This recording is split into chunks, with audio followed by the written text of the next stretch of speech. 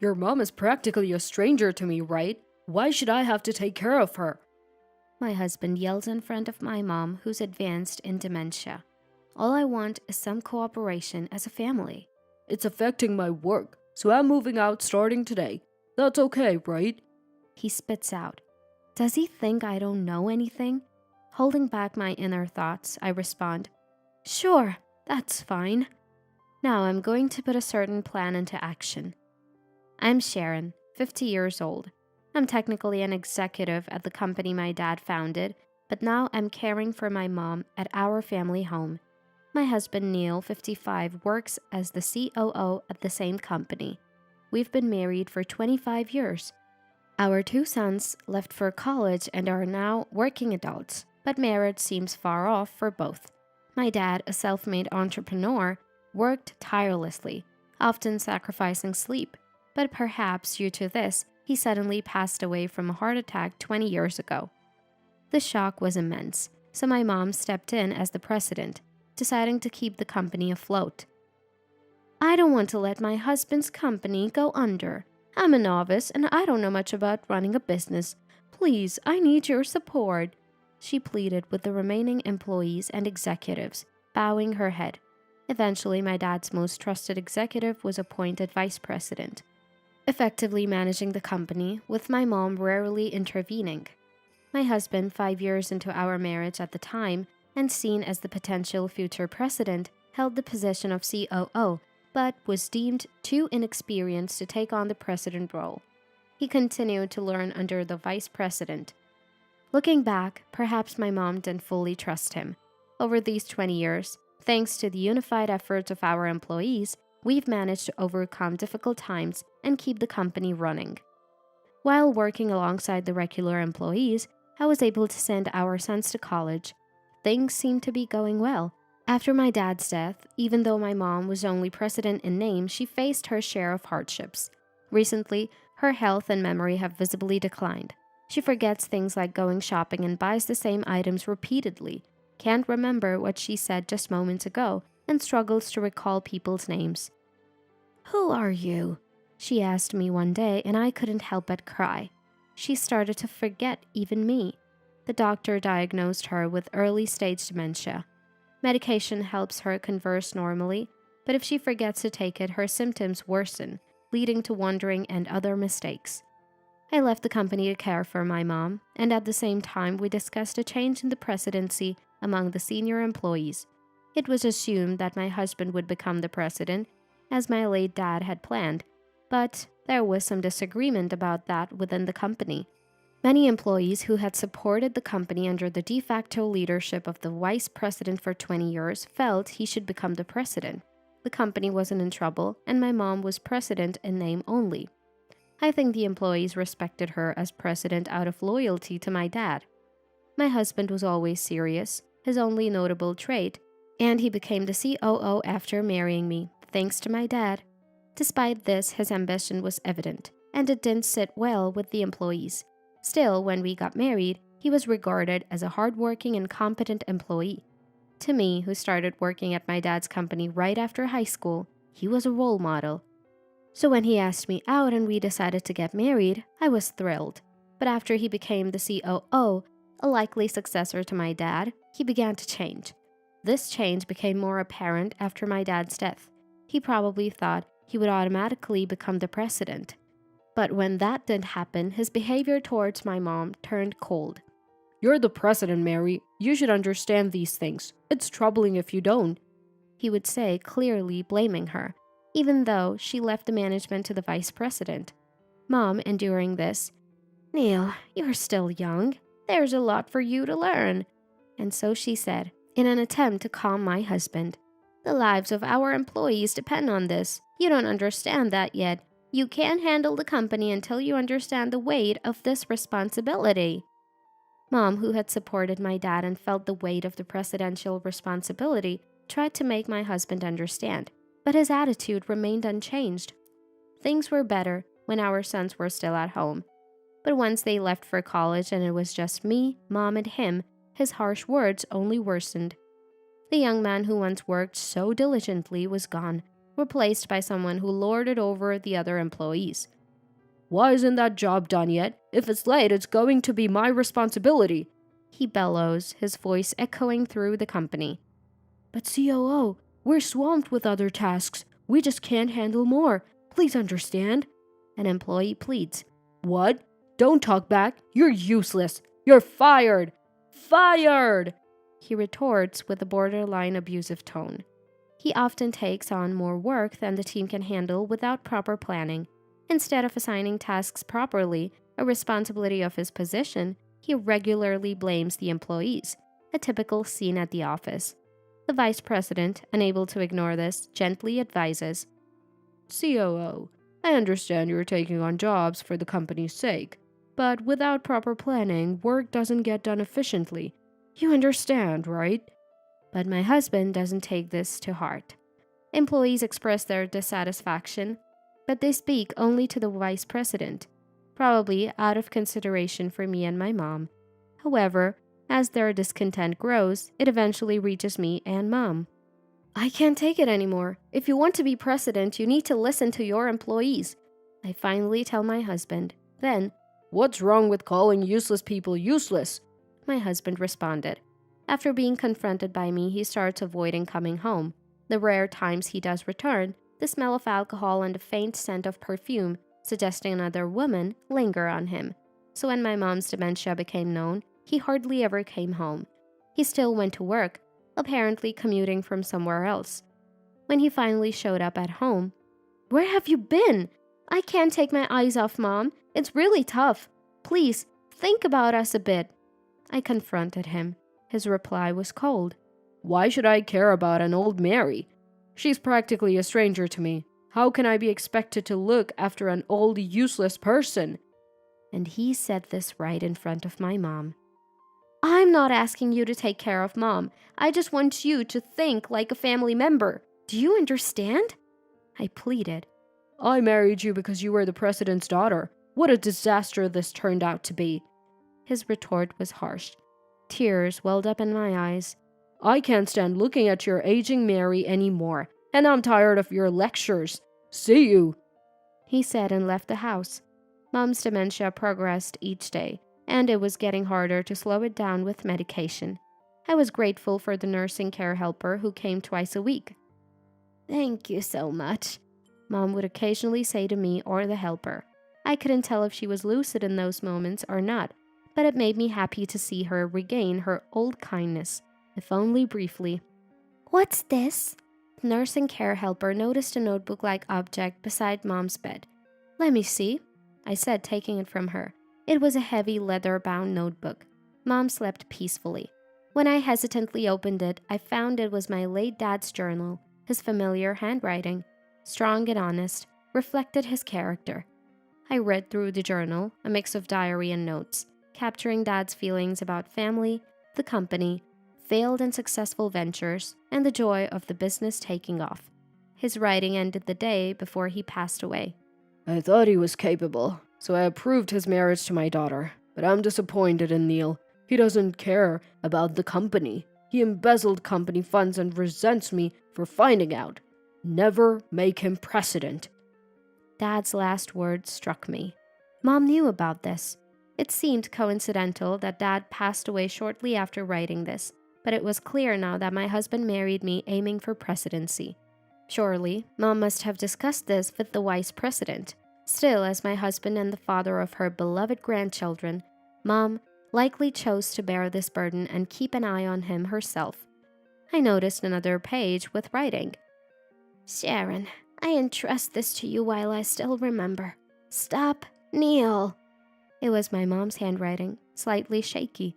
In her moments of clarity, she must have wanted to pass this journal to me. Thank you, Mom. I silently expressed my gratitude to her, peacefully sleeping like a child. That's when my second son, Dylan, called. What? Dad left home? Why? He was surprised when I told him everything that had happened since they left for college. I always knew he wasn't too keen on work, but I didn't realize it was this bad. He sighed. He'd graduated and was working at an IT company. A responsible adult now. I decided to discuss the future with him. I understand. I'll handle it. Don't worry about Mom, he assured me confidently. It seemed like just yesterday he was a crying child, but children grow up so fast. Unknowingly, my son had grown to surpass me. I quickly contacted the vice president. I want to discuss the presidential change in front of all employees. Can we arrange it? Please, the vice president agreed, and a week later, an emergency general meeting was scheduled with all the employees. Our small corporation had shares inherited by Mom from my late dad, with the rest divided among the officers, including my husband and me, and all the employees. Now, everything was ready. All that was left was to wait for the day. The day before the meeting, my son came home and tried to talk to Mom. Grandma, it's me, Dylan. Do you recognize me? Mom was distant and unresponsive. Mom, I think Grandma's forgotten me, he said sadly. Then Mom suddenly murmured, Dad, it's been so long. Welcome home. She seemed to mistake my son for my late father. Indeed, my grown son did bear a resemblance to my father's younger days. It felt like Dad had come back, and I was overwhelmed with emotion, hopeful for tomorrow. Seeing her son, she thought to herself, on the day of the meeting, despite the short notice and being after hours, the company's large conference room was packed with employees. Although we were a small company, with less than 100 employees, the turnout was impressive. My husband, still the COO, sat there, arms crossed, looking down on everyone. His attitude was frankly unpleasant. Mom still held the title of president, but, unable to attend, she had given me her proxy. Thank you all for gathering despite your busy schedules, the vice president began. Let's skip unnecessary talk and get to the point. Shall I continue with the proceedings? Following his statement, a chorus of agreement rose from the audience. Then, please proceed, the vice president said, turning to me to continue speaking. Our current president, due to dementia, cannot continue in her role. I propose a change in presidency, I started. My husband smirked smugly at my words. I propose promoting our current vice president, who has effectively supported the company, to president. This aligns with the wishes of the current president, my mother, I declared. The room erupted in approval. Objection! My husband suddenly shouted, silencing the room. The president is senile, unable to make decisions. What proof do you have? He mocked. This is it. These are the notes left by the former president, my dad, followed by entries from the current president, my mom. I will share their contents with all of you, I said, holding up my dad's journal. What? My husband was speechless. Then, an employee who had long supported the company's accounting spoke up. I propose an urgent agenda item. This was all part of the plan. The COO here ordered me to make unaccounted withdrawals and to cover them up. I demand his dismissal for this. My husband's face turned pale, clearly not expecting such a revelation here. Lies! This is nonsense! What proof do you have? He stammered. Then my son entered the room. Dylan, why are you here? You're not an employee. You shouldn't be in this meeting. My husband asked, his voice trembling. My son replied, I've been given half the shares each from Mom and Grandma, so I have the right to speak here. Misinterpreting this, my husband regained some boldness. Great, then support me. I'll hand over the president's position to you eventually. He pleaded with our son. Dad, you're in this photo, aren't you? My son signaled, and an image appeared on the screen through the projector. It showed my husband walking arm in arm with an unknown woman, entering an apartment. I hired a detective to investigate. It's a shame.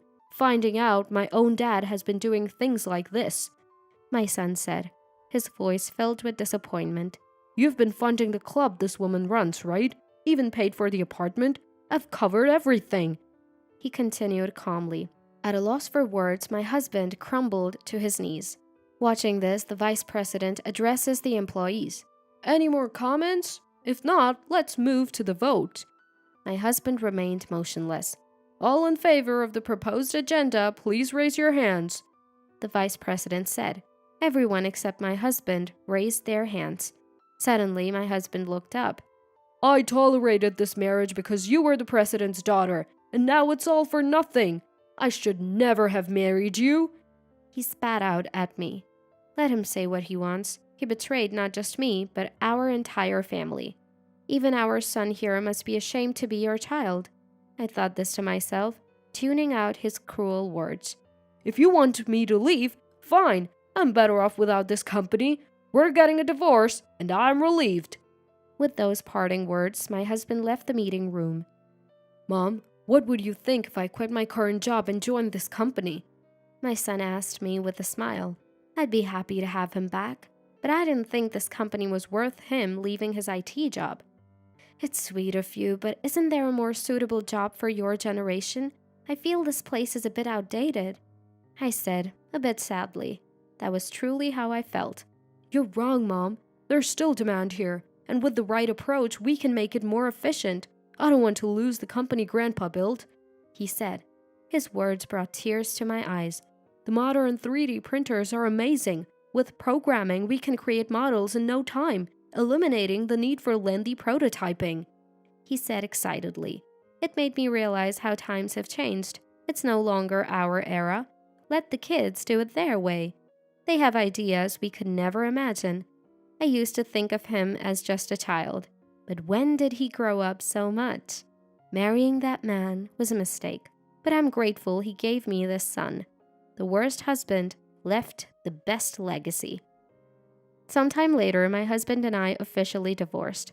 The lawyer handling the divorce said my husband initially refused to pay alimony, claiming he couldn't afford it.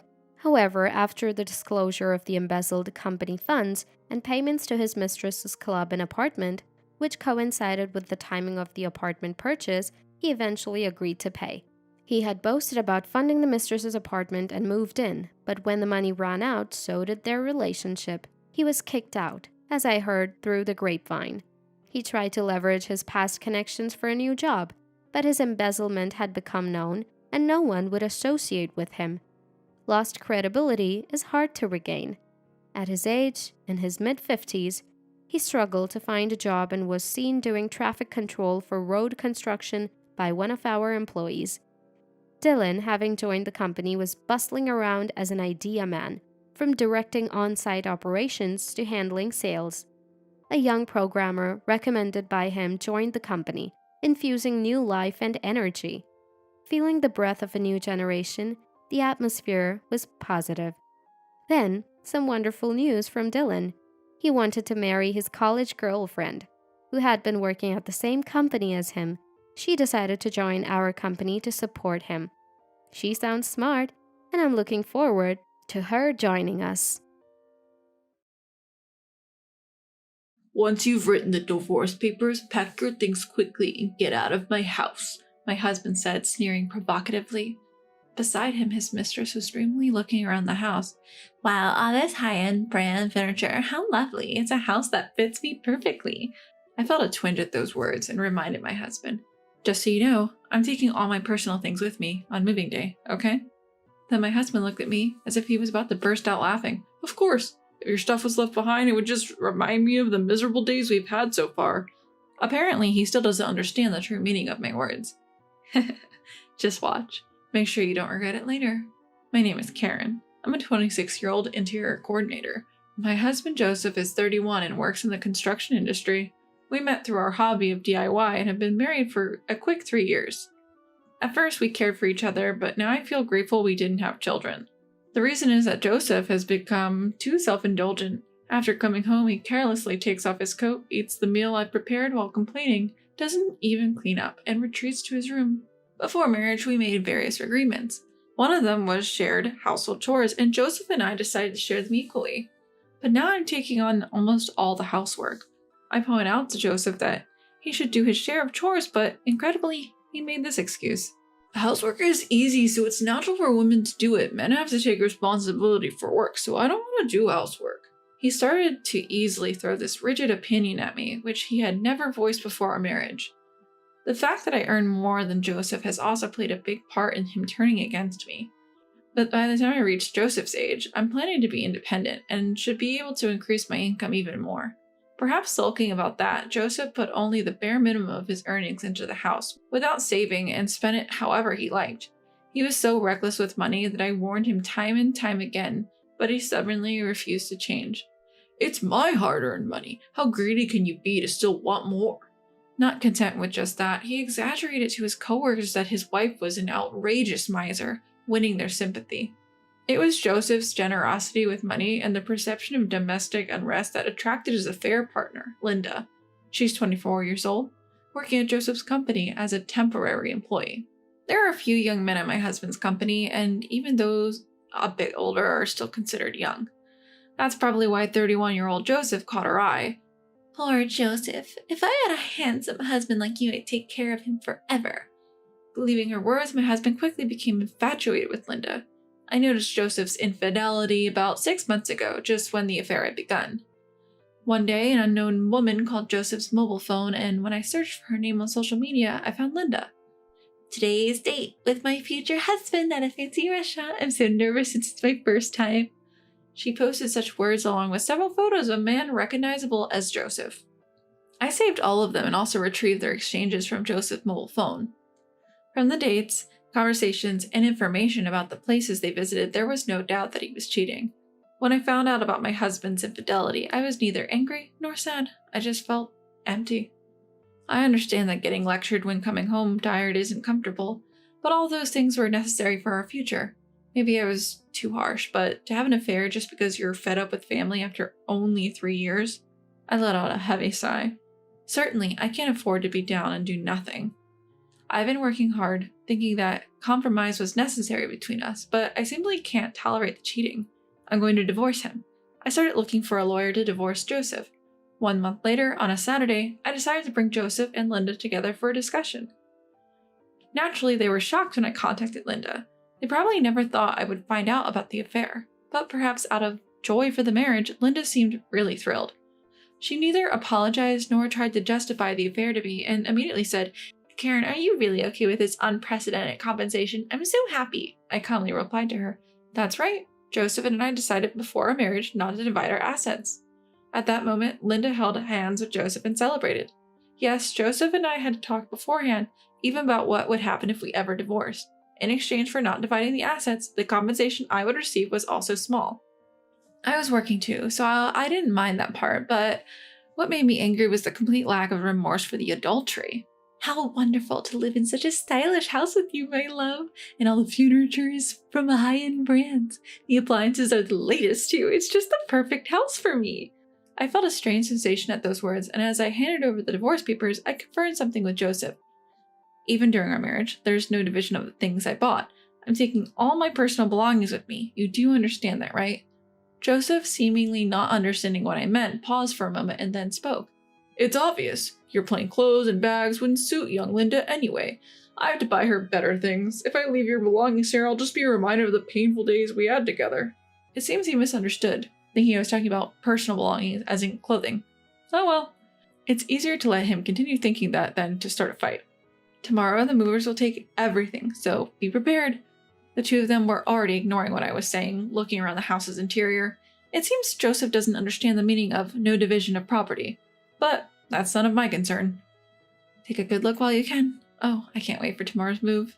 The next morning, they came to see me off as if they were hurrying me to leave early. Ignoring them, I was waiting for the moving company's arrival. Then, right on time, a large truck arrived. The workers energetically called out to me. "Thank you for choosing us today. We have another truck waiting nearby, so please don't worry." Linda, with a clouded expression, hesitated as she approached me.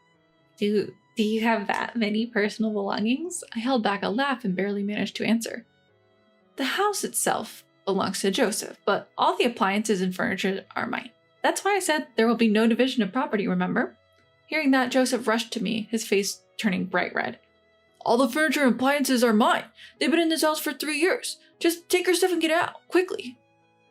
I had reached my limit, and I finally burst out laughing. I had a feeling, but he really didn't understand what no division of property meant. And just because it's been in the house for a few years, it's his. You must be joking. "Hey, you're not really planning to take everything, are you?" Perhaps panicked by my attitude, Joseph lowers his voice to check with me.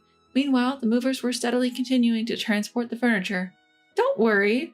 The only memories of living with you I'll leave behind." Then Joseph, in a panic, ran to the study. I always kept copies of the receipts there, so he must have gone to check which pieces of furniture were being taken, but checking was in vain. There's not a single piece of Joseph's furniture or appliances in this house. Joseph inherited this house from his parents, who owned it as a rental property. Not wanting to spend money on his personal life, he had furnished it all with secondhand furniture and appliances. When we got married, Joseph disposed of all the furniture he had, so I bought all the furniture and appliances. Of course, all were the latest and luxurious famous brand items. Being an interior coordinator by profession, I was quite particular about the design of the furniture and appliances. Moreover, after trial and error, I placed the upscale furniture in visually pleasing arrangements. I think it had an opulence that made it look far from a second-hand house, even if I say so myself. Linda couldn't help but be enchanted as she looked around the room. Meanwhile, Joseph came back with a pale face. By that time, the house was already being cleaned after the removal. Literally, not a speck of dust remained. Linda kept screaming at me, "This is terrible! I can't believe this is happening!" Finally, a worker looked around the house and asked concerned, "The house is empty now. Are you sure this is okay?" "There's no problem since I'm moving out what I bought with my own money. Please deliver it to the address where my parents are in the new house," I said. Then the workers jumped into the truck and drove off briskly. "Hey, I didn't hear about this. What are you going to do?" Linda was still angry, coming at me again. Just then, a car pulled up from behind, and she jumped in alarm. "Wait, who's coming now? What are you plotting?" she yelled. Perhaps she realized I was still up to something. She looked utterly bewildered. "Karen, it's been a while. Is it true you're giving me the wallpaper?" A friend of mine emerged from the car. "That's right, the wallpaper too had been custom made by a designer I met through work, and I paid for it to be completely replaced. So even the wallpaper was my personal property. Since this type was reusable, a bit of maintenance and resizing would allow it to be used again without any problems." You're gonna peel off the wallpaper too?" Linda was staring at me in disbelief, but my friend just shrugged and began to peel off the wallpaper. "Please, can't you at least leave that alone?" My husband pleaded with me, but I ignored him. "If you see my personal belongings I left behind, you'll be reminded of me. And that's unpleasant, right? That's why I decided to give it all to my friend." Having said that himself, he couldn't correct it, and he was confused and panicked. Generally, if you replace all the wallpaper in a house, it costs at least $5,000. Since they have to buy new furniture as well, it's undoubtedly a painful expense for them. I had all the tasteful furniture and appliances removed without leaving a single piece, and even the wallpaper was peeled off. Now the house looks older than its actual age. To live a sweet life in a room that looked good before the contractors came in, for the two of them, who had such a dream, it must be an unbearable reality. They seemed to have no energy left to complain to me, and Joseph and Linda were dumbfounded. After seeing off my friend with a smile as she collected the wallpaper, I got in the car. "Well, this is goodbye. Farewell." I casually bid farewell to the two of them and left the empty house behind. Afterwards, I used the furniture and appliances in my new home, but I soon got sick of the fact that Joseph had used them and called a friend who was a buyer to sell them. Fortunately, they were in very good condition, and I was able to sell them for a higher price than expected. What kind of furniture should I buy next? Where should I place them? As I was thinking about these things, I got a call from Joseph after a long time. "Linda just won't stop going on about having you arrange the furniture. Come to the house once." I didn't want to meet them, and it troubled me a lot, but my interest as an interior coordinator won out. What kind of furniture had those two bought? What kind of interior design did they want? "All right, I'll go just to hear what you have to say."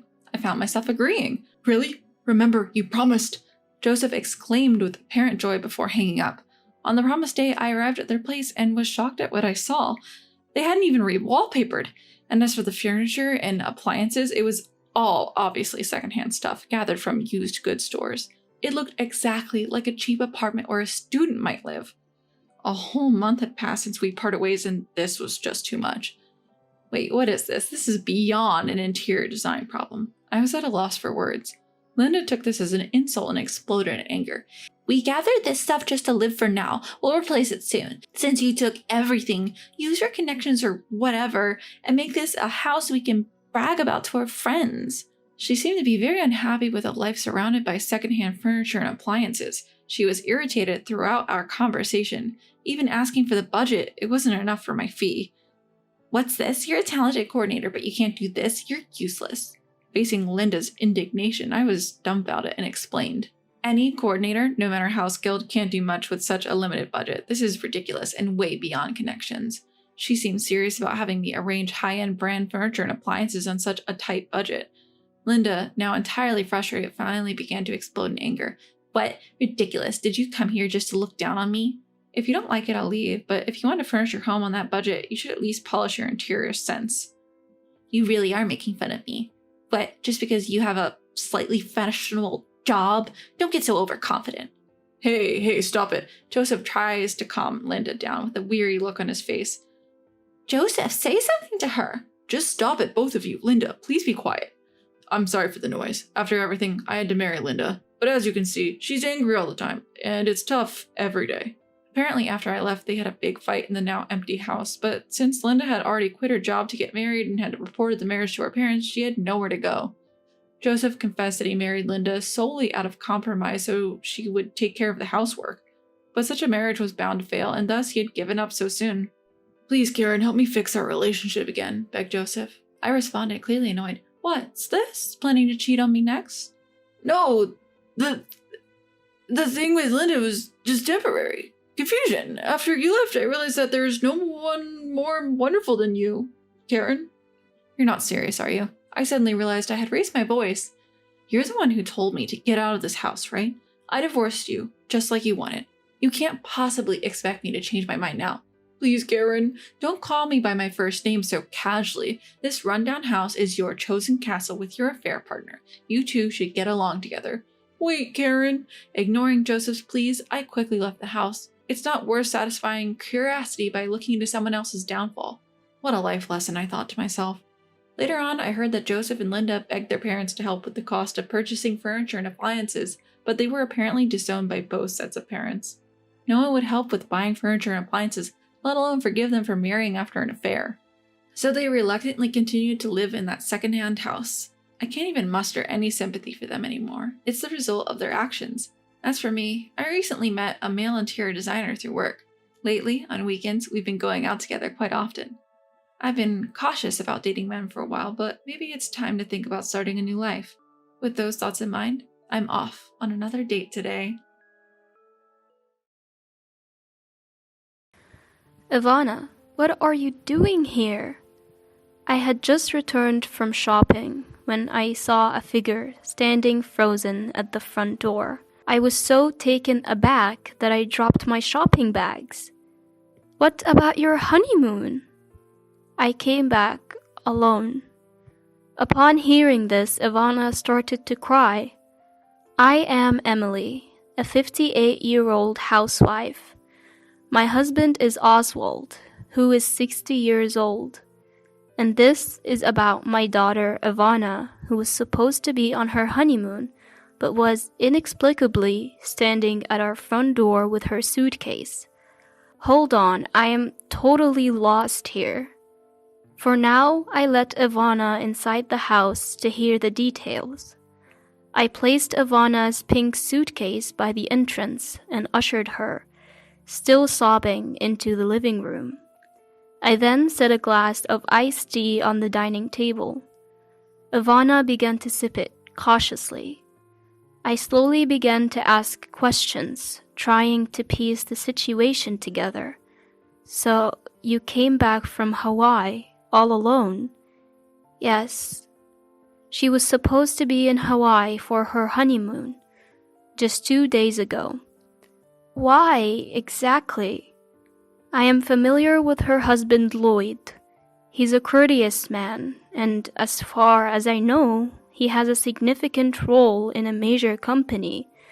He seemed very promising, like someone who could provide a stable life. That's why we celebrated their marriage. As Ivana began to speak, I learned a shocking truth. There was another woman there. Excuse me? On their honeymoon? A woman? My voice cracked in disbelief. So we ended up spending time together, all 3 of us. Wait, what? A honeymoon with 3 people, and a woman you didn't even know? Just hearing that made my blood boil. I pulled out my mobile phone, quickly found Lloyd's contact, and hit the call button. Wait, Mom. Ivana tries to stop me with a weak voice, but I totally ignore her. How dare he do this to my Ivana? Unforgivable. My hand holding the phone trembles. After about 3 rings, Lloyd picks up. Hold on, what's the meaning of this? You're hanging out with another woman? I started ranting without even waiting for Lloyd's response. Then, in an extremely bored tone, she's my sister, my actual sister. What are you misunderstanding? What? His actual sister? I don't know where to direct my gaze. Ivana has her head down too. Sister? Your real sister? Yes. There is nothing shady going on. She's the sister who lives in Hawaii and couldn't make it to the wedding because her kid had an ear infection. Oh. So, I have a question too. I can't reach Ivana since you seem to know what's going on here. Is she back with you? While saying this, Lloyd lets out a sigh on the other end of the phone. Women really go off the handle so easily, making a fuss and then fly all the way back to Boston on a whim.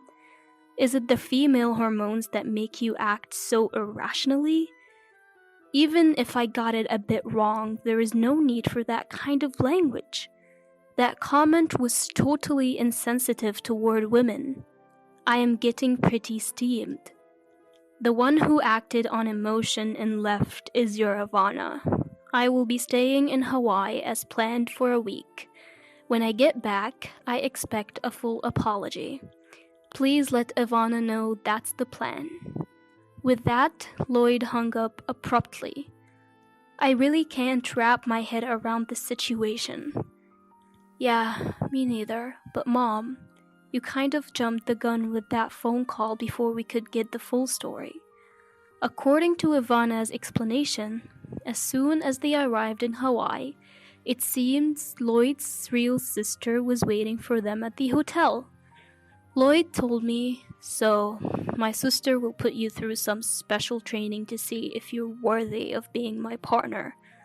I've never heard of a honeymoon where the groom's sister tags along to give lessons in housekeeping. What? We never talked about this. I wanted to visit the beautiful beaches and Mauna Kea mountain. When Ivana stammered this out, that's your problem, isn't it? Ivana felt emotionally shut out. But you said you wanted to go too. Once my sister's special training is over, we can go wherever we like. Of course, all 3 of us. The reason we chose Hawaii, where my sister lives, is precisely for this. Then a woman named Sanaya, the sister, said, "Enough talk. From today, I will be giving you an intense homemaking course. I've been doing this for years. As both a wife and a mom, I want to go all out to help my brother's marriage. Off to my house we go." So it seems this mysterious training started unfolding. So, what happened once you got to his sister's house? I found myself parched. I poured more iced tea into my empty glass to encourage the storytelling. Even though Lloyd is usually serious, it was clear from that phone call that he looked down on women, and Ivana as well.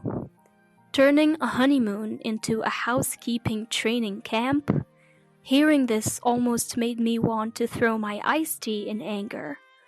Go on. Ivana continues the story haltingly. The house they were driven to, Sanaya's home, was cluttered with children's toys. First lesson in housekeeping cleaning. Apparently, she was told to clean the scattered toys. Next is the shower room, and also the toilet. While Ivana was doing the work, Sanaya, claiming to be supervising her housekeeping skills, was spending time with Lloyd in the living room. Isn't this basically using your partner for menial tasks under the guise of visiting home? Doesn't it feel like harassment? When I pressed for more details. That's not all. Fresh tears streamed down from Ivana's eyes. They told me to make dinner for Sanaya's family of 4 plus the 2 of us, just using what was in the fridge. I've never cooked for 6 people before. I thought I would learn how to cook as we went along in our marriage. I couldn't even come up with a menu. Ivana's ordeal continued. So I found some eggplant in the fridge and tried to look up recipes on a cooking community website on my phone. Then Sanaya said, "You should be able to cook by eye. Using your phone is unacceptable." She took my phone away and said, "This is a failure. I'm going to need to give you some intensive training. We're changing all our vacation plans to stay at our house." The entire vacation? Even one day would be ridiculous, but the whole vacation. So that was it. Apparently, she took back her phone and returned home, sobbing. What even is this? Ivana was really looking forward to their honeymoon. The hotel had a sparkling pool and a view of the beautiful ocean. They must have been excited to try poke balls and Hawaiian plate lunches. But Lloyd and Sanaya trampled over those dreams so easily. Then, Ivana, tears streaming down her face, brought up a suggestion. Interesting. Sounds like a plan. I decided to support Ivana with all my might. As soon as the honeymoon was over, Ivana received a call from Lloyd. "We're coming over tomorrow to discuss how we're going to live from now on." When Ivana asked, "What do you mean by how we're going to live?" "You failed as Lloyd's partner, so we need to discuss what's next. Seth said you're a total failure in the kitchen. We need to talk specifics. Seth is coming with me. So listen carefully and think about where you went wrong." What? Reflect on my actions? I was about to explode with anger at that arrogant and unreasonable demand. But them coming over actually works in my favor. I decided to handle this calmly. Finally, the day of the confrontation arrived, and Sanaya and Lloyd showed up. "Well, Ivana, done any reflecting?" Lloyd starts off with arrogance right away. The serious demeanor he had during our first meeting seemed to have flown away. "For now, please, come in." I led the 2 of them into the living room. "Now, let's start the Ivana's partner test." I called out loudly for my husband, who was waiting in the other room. "All right." My husband walks in holding a yoga mat, a confident smile on his face. "Gotta keep in shape to protect the family. First, we're going to work on our core and back muscles." My husband has recently become concerned with aging and started going to the gym. With thrice weekly workouts guided by a personal trainer, he's got a solid chest, even at 60. "Alright, we're doing push-ups on this mat. It's a competition. Lower yourself down for 3 seconds, count slowly, and then push back up. That's 1 rep. If you don't stay down for 3 seconds, you won't engage your core muscles." Lloyd, who appears to have never worked out a day in his life, is utterly shocked. If you're saying Ivana needs a Lloyd's partner test, then I'm going to test if you're fit to be Ivana's partner. Keeping in shape is important for family support and child rearing too. Now, place your hands slightly wider than shoulder width apart and get into a push-up position. Come on, hurry up. It felt like boot camp, as if a merciless drill sergeant was waiting to put Lloyd through the ringer. Both my husband and Lloyd assume the push-up position. And 1. At that moment, Lloyd collapses onto the floor and can't get back up. He's stuck to the floor like a squashed frog. "Ha ha ha, you can do it. I can do 50, you know." My husband is breezily doing push-ups beside him. His glasses are askew, his tie is crooked. Lloyd remains collapsed. Alright, you're next. I turned to Sanaya, who was standing there, dumbfounded. What? Me too? Now it's Sanaya's turn to be surprised. You seem to be fond of my Ivana. I will be the judge of whether you have the ability as a mom and a wife, and whether you're fit to guide my Ivana. Yes, this was the retaliation plan that Ivana had suggested to me. Sanaya's home had mold growing in the shower, and her toys were just pushed to the side. She wasn't exactly in a position to teach me how to clean. Based on what Ivana told me, I had formulated a plan. Then, I forcefully pulled Sanaya into the living room. I've lifted dirty just for you. This is your test. Now, start cleaning. Sanaya tried to deflect, saying, I came here for discussion from Hawaii. Huh? Didn't you make Ivana do chores under the guise of guidance and steal her leisure time? Well, I'm just returning the favor. Clean up quickly and call me when you're done. The next test awaits. I go back to the living room and make some good tea. I hand a cup to Ivana, who's quietly watching the plan unfold, and we both sit on the sofa. Meanwhile, Lloyd is struggling with his workout and getting berated by my husband. His neatly styled hair is now a mess. After a while, Sanaya returns to the living room. I've finished cleaning. Oh, that was quick, she says, peeking into the bathroom. It had taken her nearly an hour, so she must have done a decent job. At first glance, it looks clean, but there are clear traces of water streaks on the walls. If you don't wipe the water off shiny surfaces immediately, they'll get cloudy. Don't you even know that? Especially the mirror. It will get those white water stains. And you dare call yourself Ivana's mentor? I gave it to her, holding nothing back. Sanaya tried to make an excuse, saying, there's no mirror in my home shower room.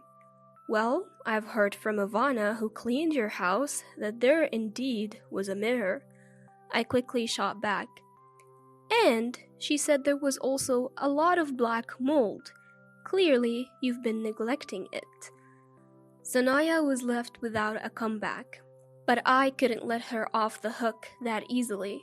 Alright, next up is sewing. Get to the sewing machine. What? Just as she thought she could relax after cleaning, another task was upon her. A sewing machine is a must, isn't it? I've heard your child is still small, but it's a given. I grinned as I picked up some leftover quilted fabric from when I made Ivana's lunch bag ages ago. Sanaya and I headed to the craft room upstairs. Peeking into the living room, I saw Lloyd was still getting a serious workout. He might even pull a muscle or something. You'll make a simple bag with this fabric? I've already done the cutting for you. Aren't I kind? A sewing machine, you say? You're not going to tell me you've never used one, are you? You can do all sorts of housework, right?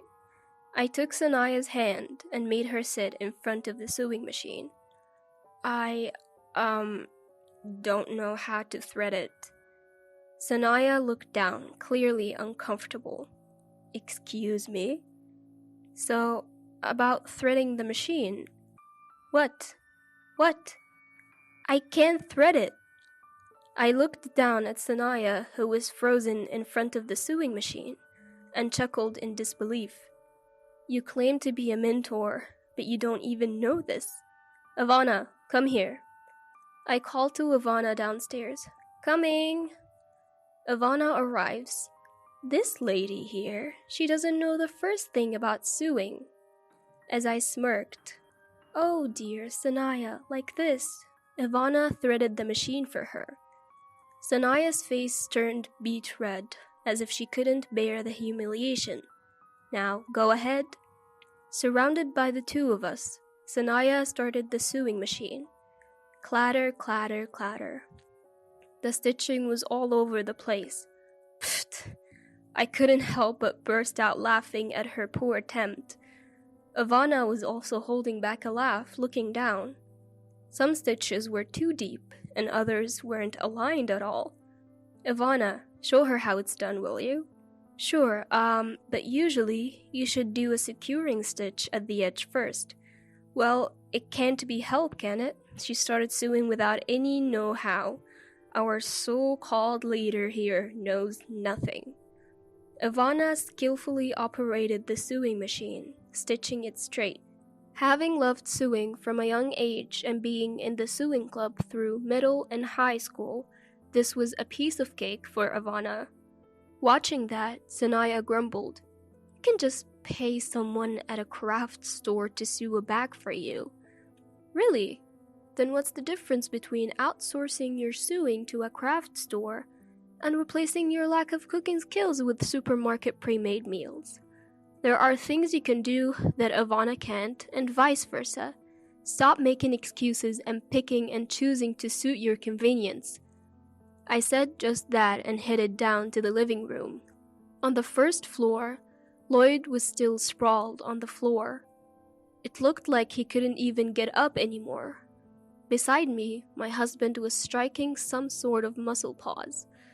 "All right, let's have a talk. All of us." Still trembling with humiliation, Sanaya managed to take a seat on the sofa, along with Lloyd, who had somehow managed to get up. Ivana, my husband, and I sat across from them. "First, take a look at this." I laid out the sewing pieces from both Sanaya and Ivana on the table for everyone to see and compare. It's downright hilarious that someone who can only produce something this shoddy would act like they're in charge. Lloyd stared at his sister's wobbly stitching, completely stunned. That said it all. Sanaya was at loss for words, her hands trembling. "This one's a mess too. Unbelievable that they only had Ivana do the special training." This time, it was Dad who laid into Lloyd. "You've been going on about women, but we really have to question how you're doing as a man yourself," I added, driving the point home. Okay, this is probably a good place to stop. That's right, I remembered something Ivana and I had agreed upon that day. "Ivana, go ahead and bring it out." Ivana presented some documents. "It's not a quick divorce or anything, but I just can't go on with you anymore. I'm glad I realized it sooner rather than later." Ivana stated it firmly. "What?" Their voices of surprise came out in unison. Both widened their eyes, flustered and mouths moving, but no words coming out. "Hold on, I was thinking of forgiving you as long as you showed some remorse." Finally, Lloyd spoke up. "Sure, I can't cook, but that's not something I need to be sorry about. Devoting all our honeymoon to training and bringing in Sanaya, it's all just too absurd. I can't be with you anymore." Ivana started signing the papers with a pen. "Wait, so it's my fault that you're getting a divorce? All I did was point out your flaws." Now it was Sanaya's turn to panic. Ivana shook her head. "I never said I can't cook. I was planning on learning eventually. Besides," she paused for a moment, "just like I have things I can and cannot do, so does Sanaya. Judging that slowly based on your own convenience and standards is wrong," she said, setting the record straight. I went in for the kill too. "You can't even sew or clean, acting all high and mighty. Plus, you ruined the honeymoon and treated Ivana like a servant. I am too embarrassed to be related to you. Just sign the divorce papers and get out." And so, Ivana came back to our home. Sanaya got divorced because she was terrible at housekeeping. How dare she continuously harass Ivana, claiming to be some sort of mom or Lloyd's partner without even considering her own flaws. This is what we call personal responsibility. Meanwhile, Lloyd kept making mistakes at work due to his inconsiderate personality. He even said something insensitive to a female coworker like, These documents are a mess. Are you not in the mood to work just because you're feeling unwell? He faced severe disciplinary action and was suspended from work. Would you come back? If you reflect on this, I believe we can start over. And I feel like I could even get my position back at work. It seems like Ivana kept getting messages from Lloyd pressuring her to get back together, despite showing no signs of remorse. That's not gonna happen. I'm getting married. With that, she promptly cut off communication. Yes, Ivana is set to remarry in 6 months. Her new partner is also a businessman, similar to before, but much more easygoing. He's into ab rolling and has a fit physique. As long as I can eat, I'm good. When they dine together, they get excited talking about things like protein for bodybuilding. Ivana, who's now seriously learning to cook, joins her in the kitchen. I mean, I could at least make scrambled eggs. While making sandwiches for work, Ivana recalls those days. It's okay, don't worry about it. You'll get the hang of it as you go along. With that, I seasoned the dish just by eyeballing it. I'm Olive, 35 years old. Since graduating from college, I've worked as an office clerk in the fashion industry. I've always been committed to my job, and it's been like my romantic partner. I climbed the corporate ladder quite smoothly because I love what I do.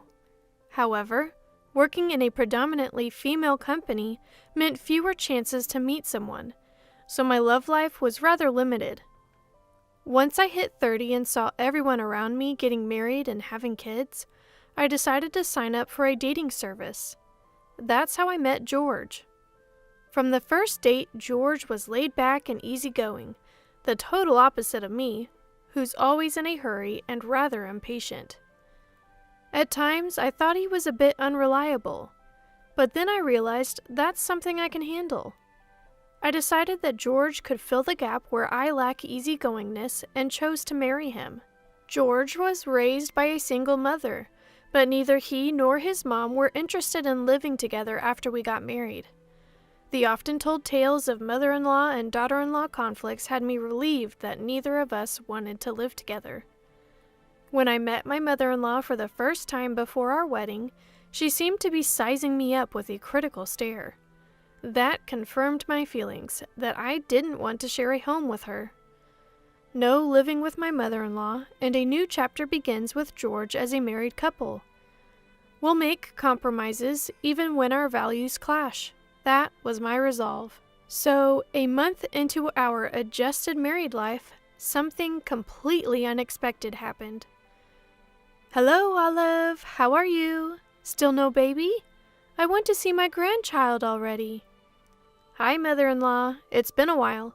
What brings you here? What's in the bag?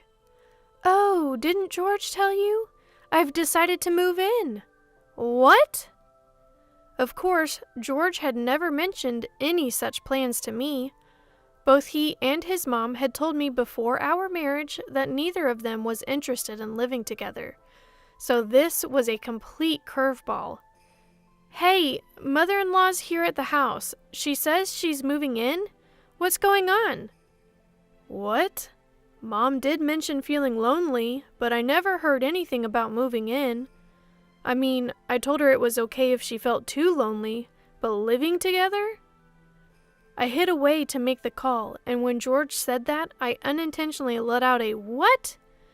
Why did you say it was okay to live together without discussing it with me? She probably got the wrong idea. Aren't these the kind of decisions we should be making together? Well, I thought having Mom around to help with chores might be nice. When I had greeted her at her home, the last thing I felt was that she could handle household chores. The kitchen was coated in dust, clearly untouched for a while, and the whole house was cluttered. It was nowhere near what you'd call neat. I want to enjoy my lunch, so I'm gonna hang up now, he said, and abruptly ended the call. Just as I was getting used to life with George, the idea of adding mother-in-law to the equation was overwhelming. While I stood there in disbelief, my mother-in-law called me over, looking annoyed. Olive, your stuff is in the way. Move it already, will you? Honestly, you can't raise a kid in such a cramped house. Well, George and I have decided not to have kids. I'm 35 and George is 38. Having a baby past 35 is considered high risk, and I wanted to focus on my career. So we had agreed before marriage to live a peaceful life, just the two of us. I said that mainly to keep my mother-in-law at bay, so we wouldn't have to face daily nagging about grandchildren. But my words set off mother-in-law like a firecracker. Her face turned beet red with anger. Why? I can't believe you're married and not planning to have kids. I raised George all by myself, and you say you want to live a spoiled life? I respect that you raised George while working, but we've decided. I don't want to hear your excuses. You're the worst daughter-in-law. My attempt at pacifying mother-in-law had spectacularly backfired. She stayed furious and spent the next while berating me, not even allowing me room to defend myself. Hey, I can't live with mother-in-law. She's been making a big fuss about wanting grandkids again today. After George came home, I discreetly talked to him about the day's events in our bedroom. George, however, was only half listening, mostly engrossed in his smartphone, offering occasional disinterested replies like, really? Eventually, he put his phone down, got into bed, and closed his eyes. George, are you even listening? I was listening, but Mom's lonely, so what can you do? I owe her for raising me as a single mother. I want to repay her kindness. So, Olive, you'll have to put up with it for a bit. My annoyance flared up at George, who, claiming he was tired from work, quickly drifted off to sleep. I was frustrated firstly with having to pacify my mother-in-law who's been going on and on about wanting grandkids, and secondly with George for unilaterally deciding we'd live with his mom. I'd heard that marriages are built on compromise. I knew families successfully managed to live with in-laws. Day one was a disaster, but to continue my life with George, it looked like I'd have to be the one making sacrifices. Waking George up to vent my anger was out of the question, so I accepted our living situation. Later, I'd realized this choice was a mistake. I often found myself wishing I'd shaken George awake that night, given him an ultimatum between his mom and me.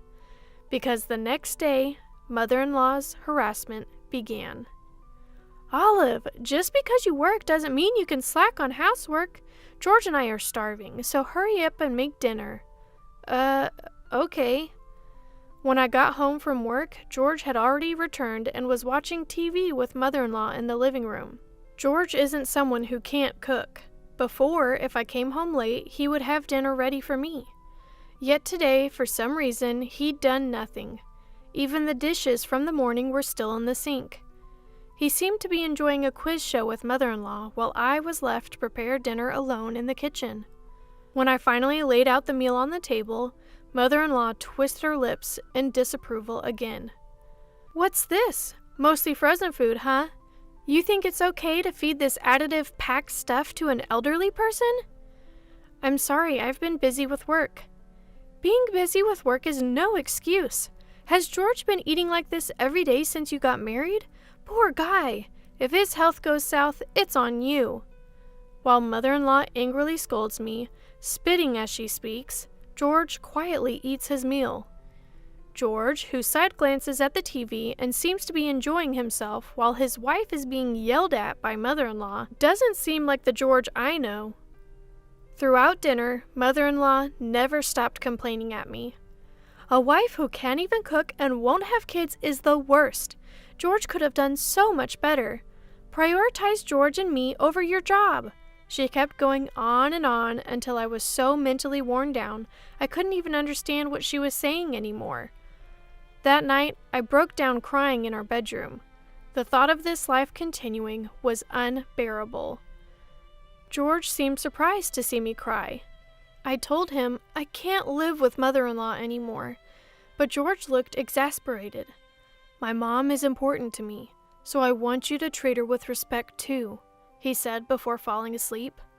I couldn't even muster a rebuttal to George and cried until I fell asleep. Life with mother-in-law, filled with nothing but suffering, continued as it was. George doesn't have to do a thing. Housework is a wife's job. Once mother-in-law said this, George truly stopped doing any chores. I continued to juggle work, household tasks, and being yelled at by mother-in-law. When mother-in-law found out George and I had separate finances, she started demanding money from me. "You're my son's wife, so giving me an allowance is your natural duty." She demanded money with this ridiculous reasoning. I was so tired of being yelled at that I just gave her the money, thinking if it could be solved with cash, so be it.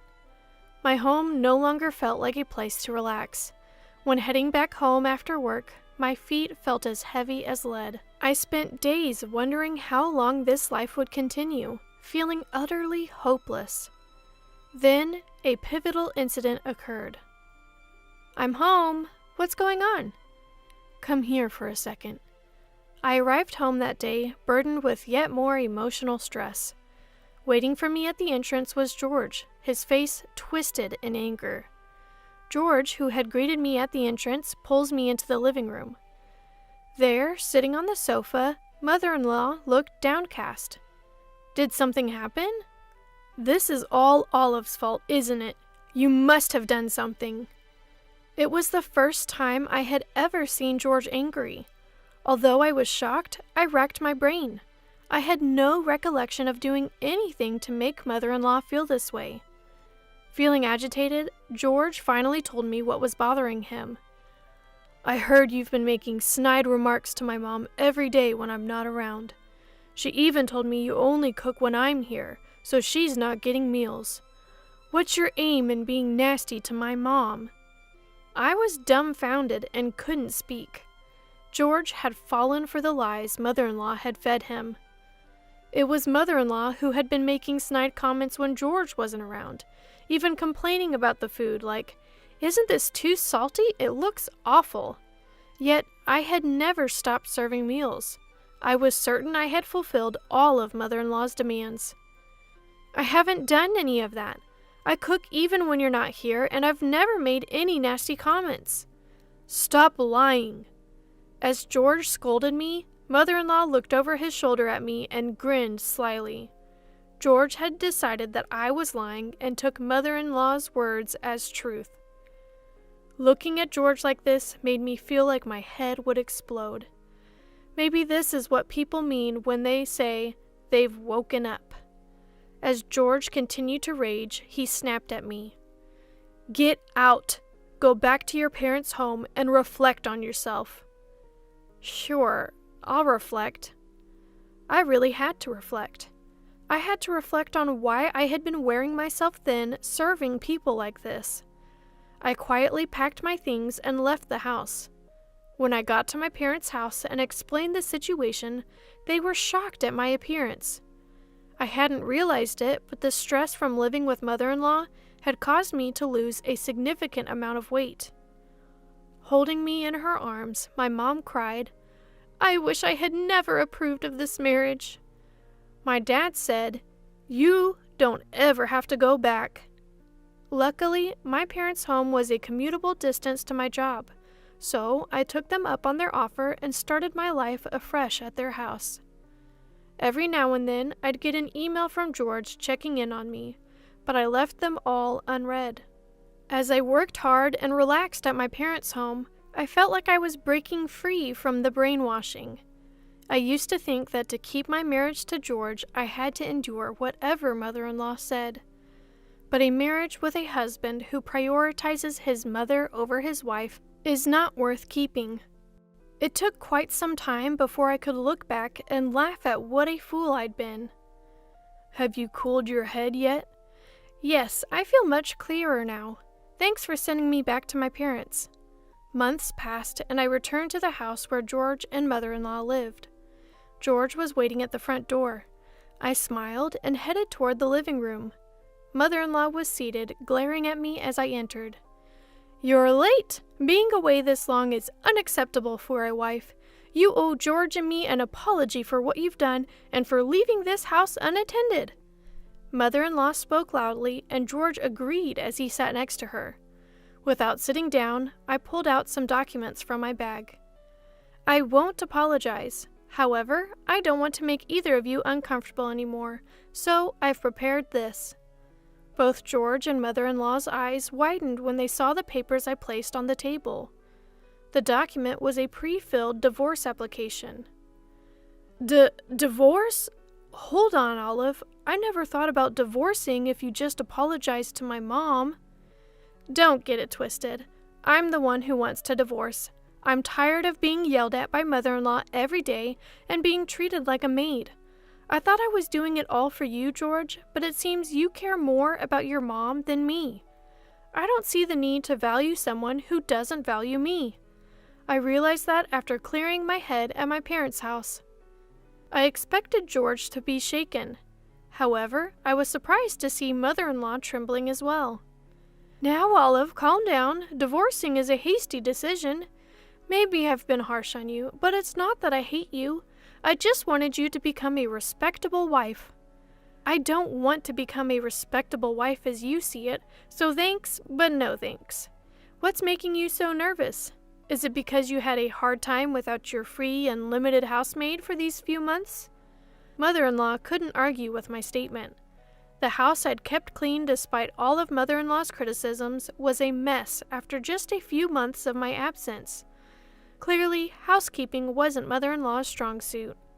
I came here today to deliver the divorce papers. If you're not willing to agree to the divorce, I've decided to consult a lawyer. Please mail it back as soon as you've signed. Goodbye. I left George and mother-in-law, both looking pale and downcast, and walked out of the house. Finally saying what I needed to say, I felt refreshed as I headed back to my parents' home. Shortly after, George promptly mailed me the completed divorce papers. I easily got my divorce and returned to a life where work is my primary relationship. I'm truly happy living life on my own terms now. As for George and mother-in-law, they seem to be living quietly in their dust-filled home. When I told the matchmaker who had set us up about our divorce, I was shocked to hear that George had re-registered with the dating service. He's apparently looking for a new housekeeper, but given his age and divorce history, his search for a life partner isn't going well. I had resigned myself to staying single forever after the ordeal, but recently a younger colleague told me he's interested in dating with marriage in mind. I'm unsure what to respond, but the truth is, I'm growing fond of this adorable, puppy-like person. We're in the stage of going on dates, and I have a feeling I'll end up being swept off my feet by this colleague. Here's hoping this marriage works out better than the last. Hey, what's wrong, Jake? Mom, I might be done for. Our son Jake was hanging his head at the entrance as soon as he got home. My husband and I were shocked by the scene.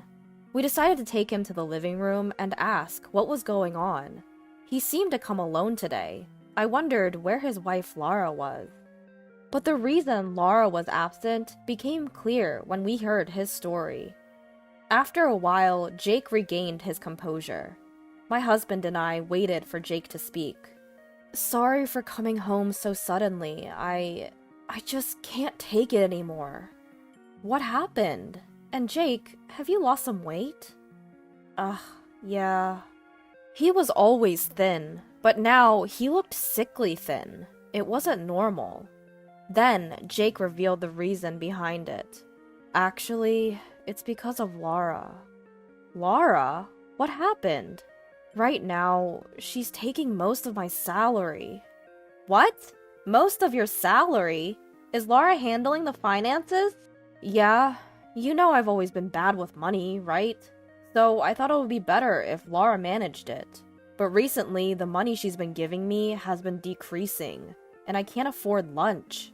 Then she said she's been saving money because the electricity bill was high this month, and that she had to use the money to repair the vacuum cleaner. I couldn't stand it anymore and complained, but she said it's my fault for not earning enough. I see. Jake, you're pathetic.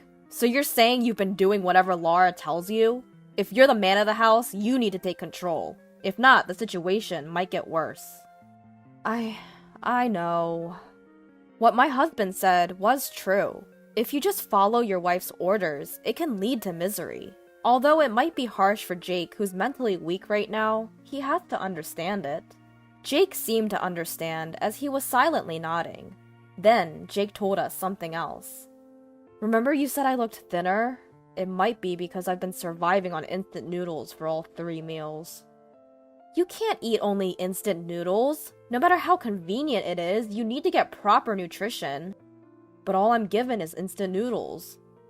It seems like Jake has been given only a small amount of money for the last month, and has been provided only with instant noodles for lunch. Ever since Laura suggested they needed to save money, Jake has been putting up with it. Of course, he tried to object, but the fact is that he was the one who asked Laura to manage the finances. It might be difficult for him to complain, given those circumstances. But, considering the situation, he can't dwell on that right now. Anyway, you're staying with us tonight. I'll give you a proper meal and even pack a lunch for work tomorrow. Thank you, Mom. With a sigh of relief, Jake, with tears streaming down his face, thanked me. Apparently, he told Laura he'd be staying at his parents' home for a while. In hindsight, it would have been better if he had confronted her about the difficulties of their current living situation. But given Jake's mental state, that was all he could say to her. It was my first time seeing Jake so broken down. I can't even begin to imagine the amount of stress he must have been under. After that, he ended up staying at home for a while, and due to his poor health, he had to take a leave of absence from work. When Jake took this leave, I learned that he had recently been going to the hospital. He said it was due to stress, so the hospital had advised him to take some time off. However, Jake had a fear of what she might do to him if he took a break from work, so he had continued working out of habit, which resulted in his current state. During Jake's leave of absence, he was living on disability. At least being at home meant he could save on meals, which he said would be a big help. But what's more important is that we still need to do something about Laura. However, there is something I'm worried about. If I get involved, it could potentially make things worse. Maybe they can resolve it by themselves. For a moment, the thought crossed my mind that it might not be good for me to intervene. But I quickly dismissed such thoughts. Jake was desperate enough to come to me in such a state, and it's not a situation where I could afford to hesitate. I should do what I can for Jake. Just then, I received a call from Laura. Hello, Laura?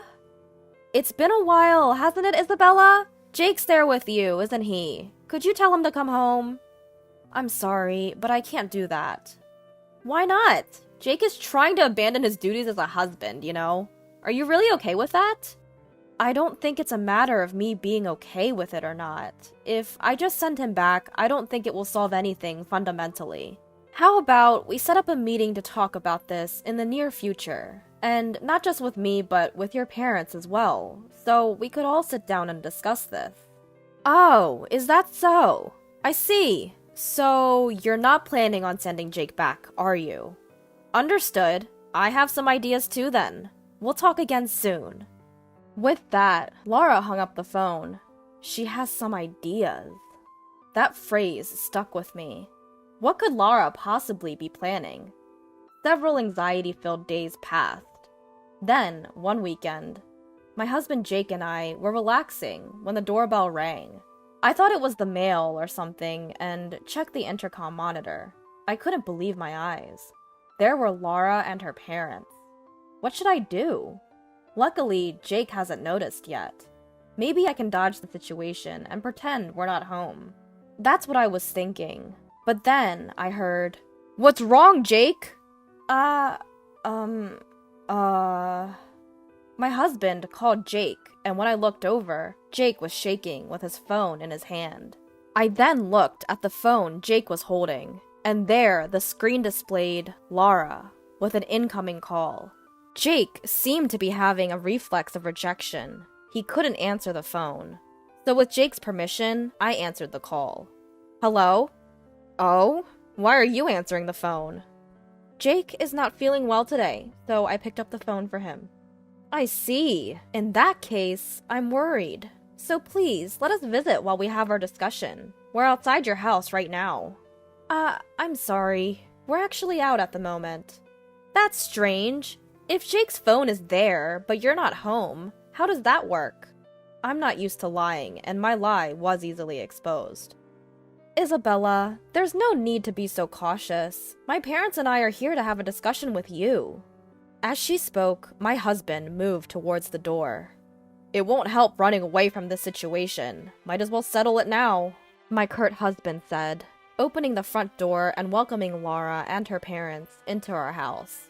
Their faces as they entered lacked any hint of a smile. In fact, it seemed as if they were glaring at us. We apologize for the sudden visit. We just heard something from our daughter and thought we should join the conversation. It was probably about something I'd said to Laura the other day. I had suggested we should have a discussion involving both our sets of parents. I hadn't expected them to come unannounced, though. In the tense atmosphere, the discussion began. We explained that Jake had asked Laura to manage their money, but due to her excessive frugality, he had suffered health issues and had not been provided with adequate meals. We also told them that he was currently under medical treatment. However, it seemed that Laura and her parents were convinced by this fact. That's all about Jake's situation. Is there anything you'd like to say? Laura's mother chimed in. But wasn't Jake the one who asked Laura to manage the money? Doesn't he bear some responsibility then? Of course, you're right. If Jake had managed it himself, we wouldn't have this issue. But don't you think surviving on instant noodles for all meals is a bit much? That's none of our business. Maybe it couldn't be helped in order to save money. Is that true, Laura? Yes, it is. I never waste money, but Jake often buys a lot of unnecessary things. What?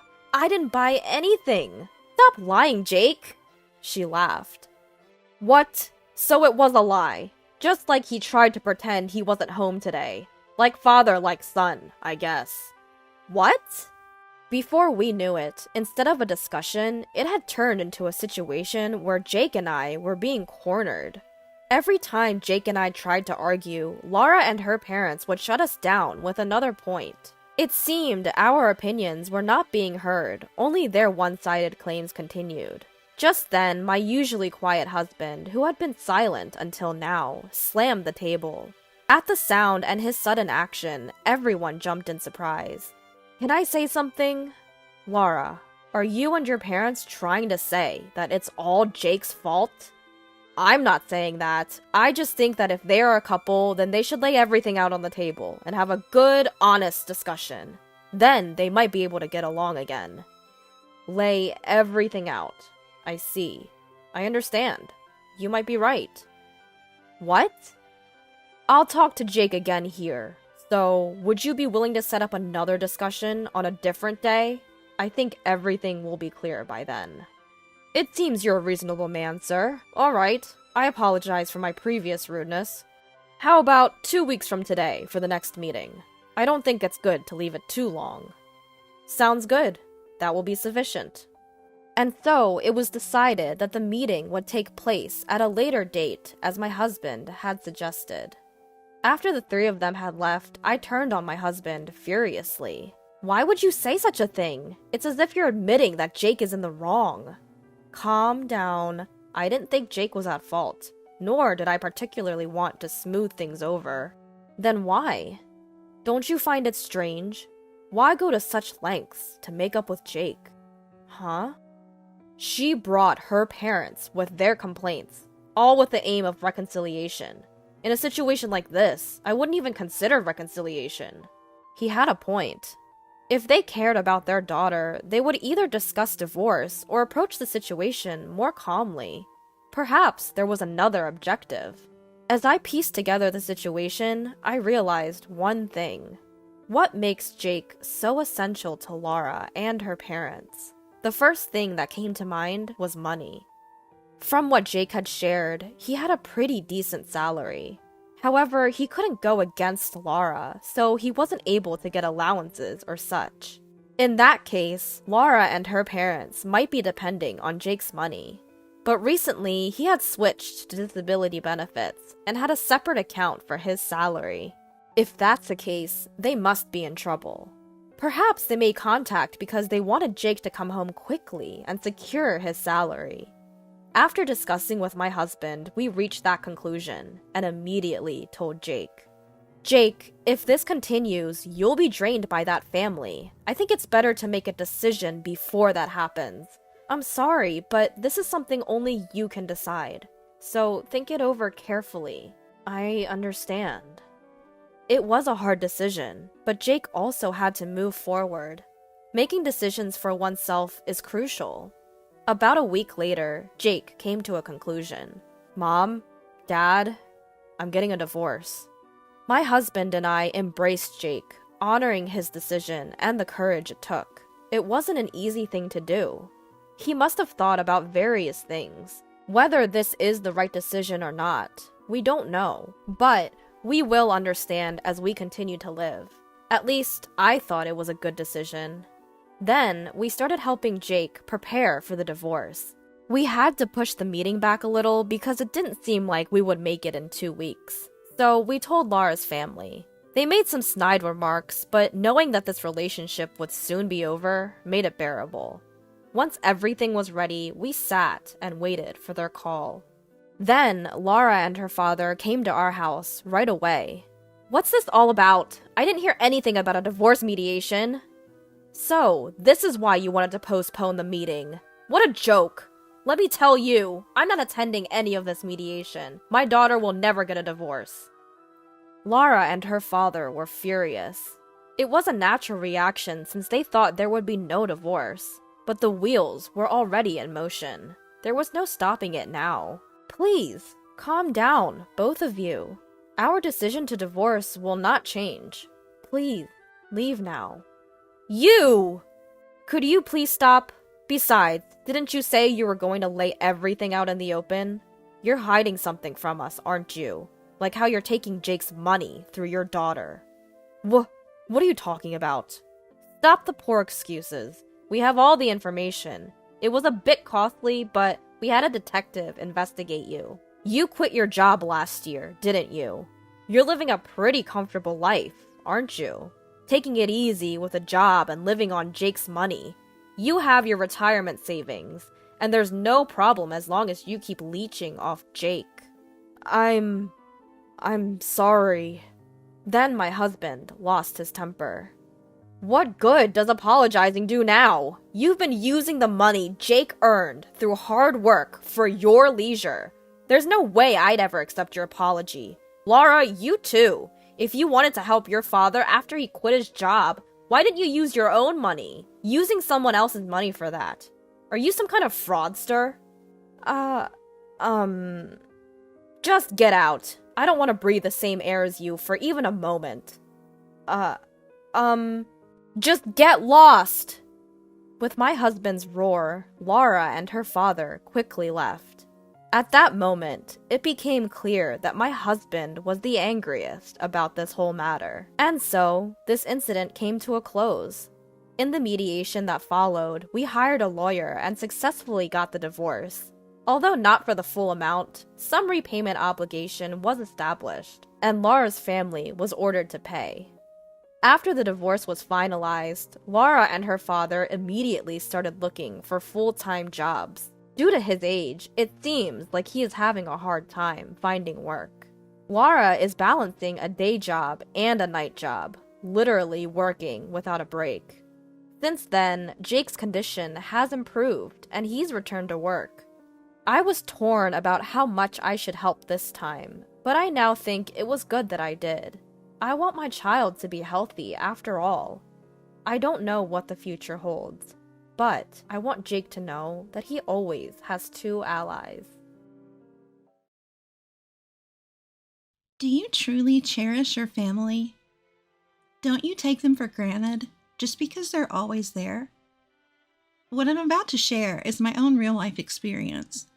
I'm Donna Hernandez, 45 years old. I want to share a story from the time in my life when I most profoundly pondered on family dynamics, what a healthy family looks like. This takes us back about 15 years when I was working as a magazine editor. My life was consumed entirely by work. In the field of editing, there's hardly any time for dating. Despite this, everyone tried to make the most of their precious 30s, carving out time for blind dates and other outings. It was a slightly more relaxed era, security-wise too, so meeting up with your date in between work was quite common.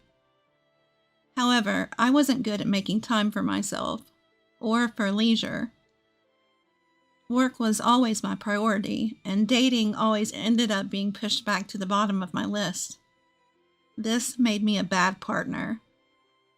The person who still showed interest in me, despite all this, was my dear, understanding husband, Stephen.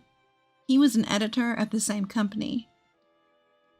We worked on different magazines and never really interacted directly, but we both often worked late, so we would see each other pretty often on the same elevator after work. This served as a bridge between us. Both of us were proud of our work and didn't want dating to interfere, so we were quite similar in that regard. Sometimes we'd even passionately discuss the future of magazines as comrades in arms. Because of the decidedly unromantic nature of our relationship, it took us some time to become a couple. Now that we're married, however, there's no one who understands me better than he does. He's my invaluable partner. My husband was the one who suggested we split household chores to ensure we both continue working effectively. We didn't adopt a rotation system, but rather whoever noticed something that needed doing, or whoever was available, would do it. This approach left us both stress-free. We were a couple who could talk about anything, and our relationship was almost like a friendship. One day, my husband got a call from his father. His mother had fractured her dominant hand and wanted us to help with household chores until she healed, even if that meant living with them. I was puzzled at this point. My husband's parents lived with his younger brother. There were 2 adults in the house. Surely they wouldn't need us to move in to help. I instinctively asked my husband, "Do they really need help?" My husband was also confused, saying, "That's exactly what I said, but they insist they can't manage without help. I can't believe it." The relationship between my husband and his younger brother was strained, and as a result, my husband kept his distance from his family home. His younger brother had a habit of job hopping and never held down a job for more than a year. He seemed to be unemployed at the moment. He claims he's making money playing slot machines, seeing gambling as a legitimate job, which is just absurd. My brother had once referred him to a job through his connections, but his brother had run off without even notifying his boss, forcing my husband to apologize to them on his behalf. But their father never reprimanded the brother. Whenever their mother tried to scold him, their father would always intervene, in a rather overprotective manner. I kept silent about my husband's family matters, but my husband naturally sided with his mother. But in the end, his father and brother's attitudes didn't change. From that point on, my husband became distant from his family, saying, "I get irritated when I see my dad and brother." Distant meant he wouldn't visit the house, but he made sure to stay in contact with his mother and father. He seemed to want to cut ties with his father as well, but he couldn't, since he was the only one to contact in case anything happened to his mother. Amid this, the SOS call was from his father, not his injured mother. His father didn't work after retirement either, so despite having 2 men at home with plenty of free time, they still needed our help. I had a bad feeling, but had no idea what the situation was. "I guess we have to go," my husband said with a sigh. Right now, my husband is involved in the correlation of a new magazine, and is an important member of the project. The magazine was a children's magazine, something my husband had dreamed of for many years. He surely wants to devote all his strength to work. On the other hand, due to a major reorganization in the magazine I was involved in, I was in a situation where I could easily take a substantial break. Those who can, do what they can do. That's our family motto, isn't it? Take good care of this house. When I said this with a smile, my husband reluctantly said, I'll go, because I might make you have a hard time with my family issues.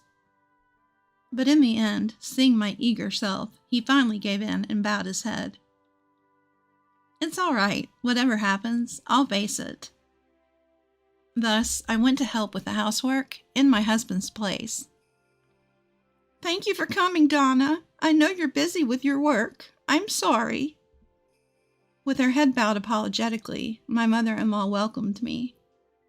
She had a cast on her hand. Even now, after aging, my mother-in-law was still actively working on the front lines as an insurance saleswoman. Her figure in a cast looked strangely pitiful. For the time being, I asked her about the general things, like what I should do, meal times, etc. That's when it happened. Hey, I'm going to work, so give me some money. The person who came stomping was my brother-in-law, who had grown considerably. He was much larger than the last time I saw him. He was so arrogant that I thought I'd give him an honorary sir. And what does he mean by give me money because I'm going to work? He's just going to the casino, isn't he? If he says it's work, how about not taking any money and earning some? Again, I don't have money, so you should stay at home. My mother-in-law raises her voice. I thought that's right. That's right. Shut up. Want me to cause a scene? My brother-in-law said. At this, my mother-in-law shrinks for a moment and went to get her wallet in silence. She takes out $200 and hands it to her son. Thanks. My brother-in-law flutters the bills and goes out the front door. Wait, is it okay to give that to him? I was taken aback. Even if that goofball threw a fit, we could easily shun him down, can't we? That's what I thought, but I noticed my mother trembling in fear. Mother-in-law, was it okay to give him the money? When I asked, my mother-in-law looked down and silently nodded. I wasn't satisfied. It made no sense. Just 30 minutes in, I already wanted to tattle to my husband, but I had to resist because he was in the middle of his work. I'm short-tempered. If it were me being asked for money, I'd have lost my temper and lashed out at him. However, since my mother-in-law didn't retort, I decided to keep my mouth shut for the moment. At the same time, I thought I might need to keep a close eye on this household. But that was the only issue, and the day ended. I was wondering, is my brother-in-law the only problem? The next day, I accompanied my mother-in-law to the hospital. We did make an appointment, but it was crowded, so we got home later than planned. My father-in-law was there to welcome us back home. I had expected a warm welcome back, but instead, I was scolded immediately. You haven't prepared the bathtub yet? And it was only 3 PM.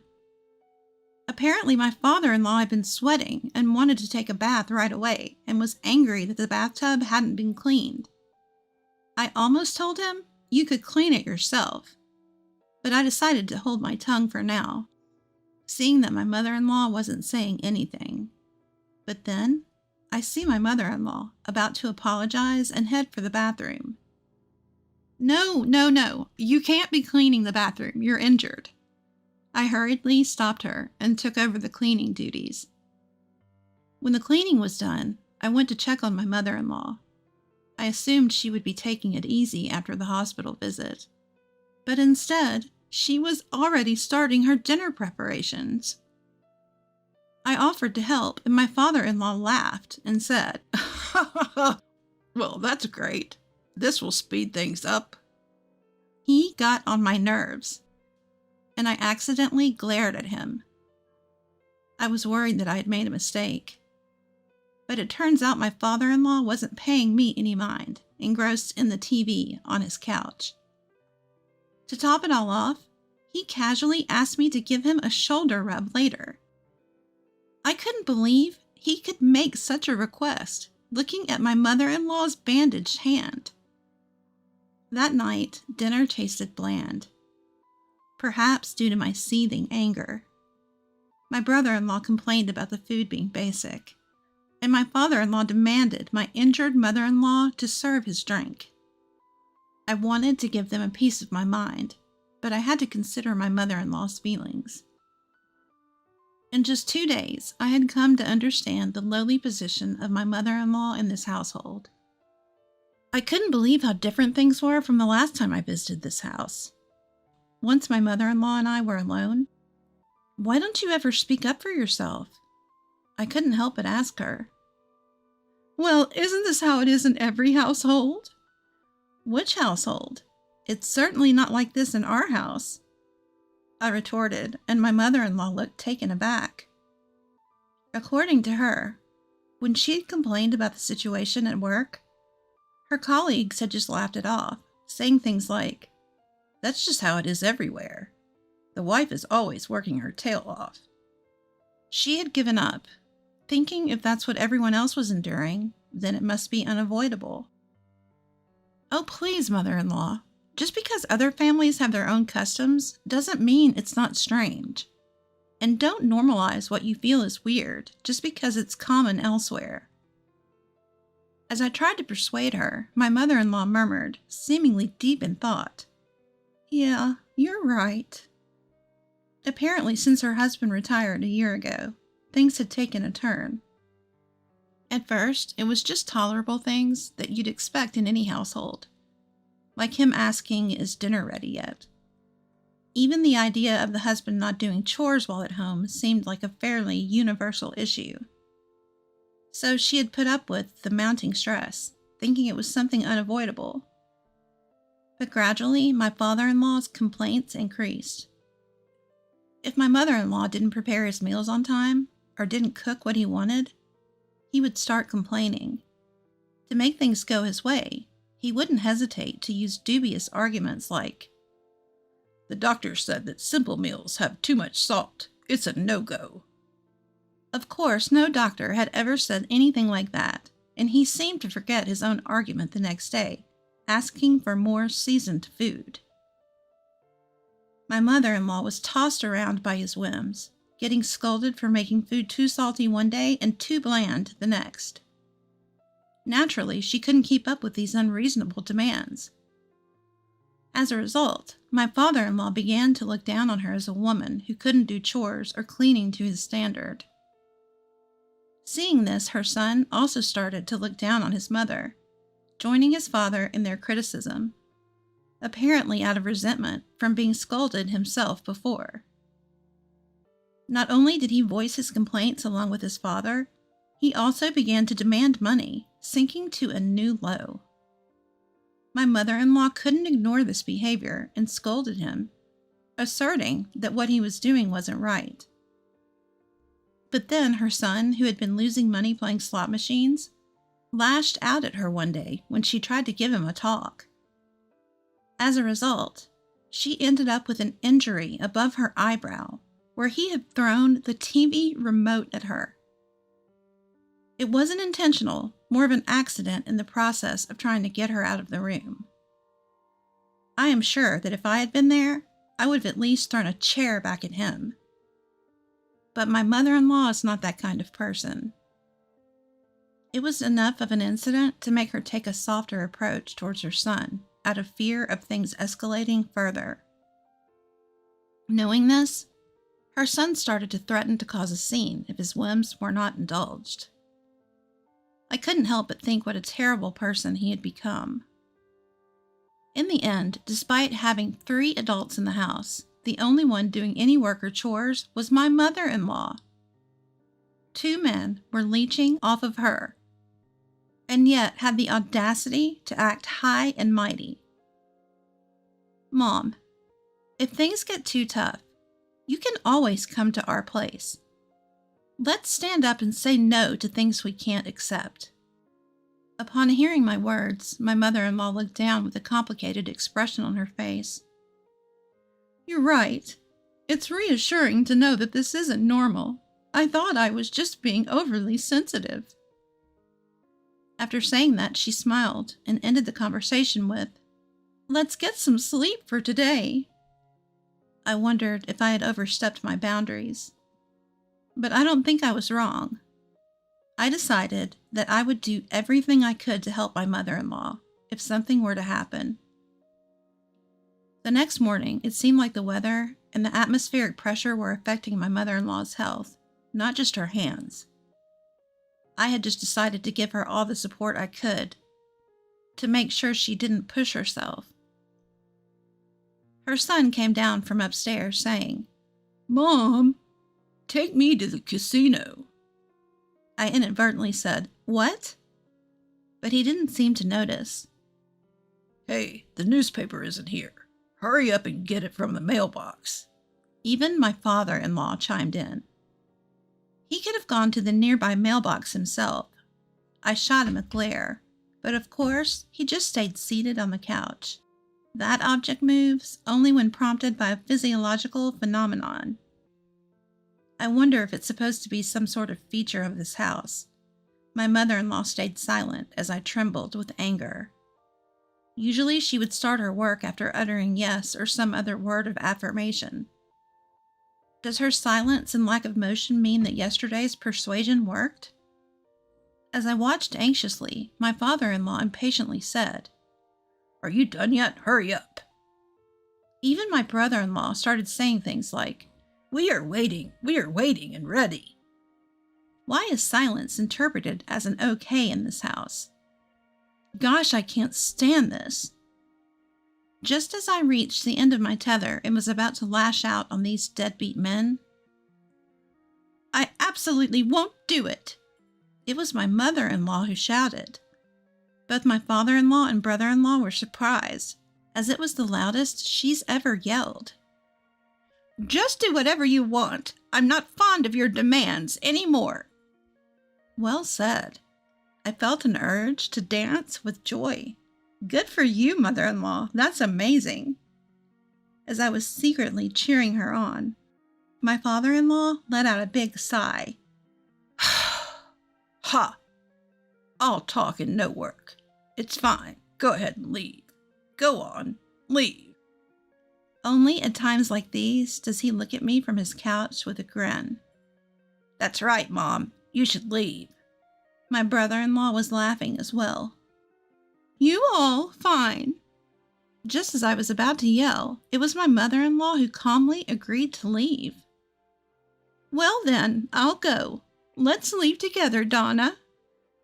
I felt a sudden lift in my mood. "Mother-in-law, you've made a decision." I answered with an uncontrollable smile, yes, and immediately called a taxi to leave the house with my mother-in-law. I need to take her home before she changes her mind. Once we got home and she got some rest, I called my husband to inform him about all that happened. I actually hadn't told him about the events from the past 2 days yet. I'd been so prepared to dash out at the slightest sign of trouble that I'd forgotten to consult him for support. My husband finished his work super early that day after I explained the situation. Oh my, isn't my husband just too competent? And then the three of us thought about what to do next. My awakened mother-in-law was ruthless.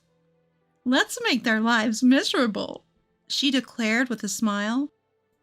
She's usually so gentle, but she's a skilled insurance agent after all. It's just how it is. That's what she made herself believe for so long to put up with their nonsense. I truly sympathize for her. But if she could tolerate such things for a whole year, she must be really strong-willed. "I won't go back until they come begging," my mother-in-law loudly declared. The next day, my mother-in-law canceled both of their cell phone plans and drained the bank account where the utility bills were auto-deducted. We thought they might realize something was wrong as soon as their phone stopped working and come begging, but both my mother-in-law and husband disagreed. After all, neither my father-in-law nor my brother-in-law had ever paid a bill themselves, so they didn't understand how the system worked. To make matters worse, neither of them worked, so it wasn't like they were expecting calls from anyone. This was still the era of flip phones. And these two didn't use the internet much, so they rarely touched their phones. They probably won't even notice and will just think they have bad service. My husband and mother-in-law laughed. As for the utilities, my mother-in-law chuckled, saying, "They don't even know the bills are auto-deducted, so they'll definitely end up having their bills piled up." Who knew these monsters couldn't handle basic household chores, let alone life? On a side note, unfortunately, there seems to be a bit of money left in the house for living expenses. Apparently, it's enough to last about 3 months for food, assuming my brother-in-law doesn't spend it all in slot machines. A month and a half passed since then. Bro, please. You've got Mom there, right? Tell her to pay the bills. We can't survive the summer without AC. This pitiful call, half sobbing, was from my brother-in-law to my husband. He had to go out and find a payphone because his cell service had been cut. It was summertime. The weather wasn't as scorching as it is these days, but it was clear that their electricity had been cut. Normally, they should have realized something was wrong when they received overdue bills, but just as my mother-in-law had predicted, they hadn't noticed. They woke up in the morning because of the heat and found out that none of the lights were working. When they frantically contacted the power company, they were told that they hadn't paid their bills. By the way, my husband received this call and hung up right after hearing what my brother-in-law had to say. My husband, he can be quite ruthless. That's one of the things I love about him. They tried to call our house too, but we saw the number and didn't pick up. It was my mother-in-law's orders. Another half a month passed. 2 months had passed since the beginning of my mother-in-law's revenge. When I came home from work, my brother-in-law and father-in-law were sobbing in front of our house. Sis, please, let us see Mom. The water has been shut off. Donna, I beg you to. The toilet. The toilet won't flush. Hearing them, I struggled to hold back my laughter. They were so desperate, it was ridiculous. I wonder if they were aware of it. Anyway, it was inconvenient having them hang around at our doorstep, so I decided to talk to my mother-in-law about it. She decided to meet them and showed her face in front of the two of them. My husband came home just in time, so we all decided to have a talk inside the house. What are you two deadbeats who don't know anything about the real world doing here? My mother-in-law spoke. The two of them couldn't look at my mother-in-law in the face and were bowing, even though they were sitting at the table. We can't do this anymore. We're sorry. Please come back. My brother-in-law said, hanging his head low. My father-in-law followed suit. I'm also at my wits' end having to look at you two, but I wonder what I should do in that case. My mother-in-law glanced at me with a playful grin. Indeed, what should we do, I wonder? Following her lead, I also chimed in with a smile. Why don't you just stay here forever, Mom? Then my husband chimed in, grinning. Exactly. Going back would just mean babysitting two jobless grown men again. I would hate that. The moment my mother-in-law uttered those words, Whoa! I'll start working. I'll work, my brother-in-law cried out. But we all noticed the moment his face twisted into a confused wait. Probably all work was just a spur-of-the-moment lie. But this was a golden opportunity. If that's the case, write a pledge right here and now that you will work your fingers to the bone from now on. Huh? My husband quickly prepared paper and a pen, handing them to my brother-in-law, who was completely being swept away by our pace.